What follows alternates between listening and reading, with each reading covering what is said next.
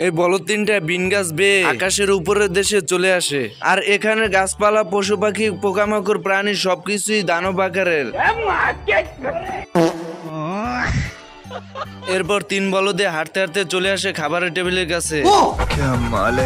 মাথায় নষ্ট মামা। এরপর তিন বলদে এতগুলো খাবার দেখে মাথার হুঁশ হারিয়ে ফেলে।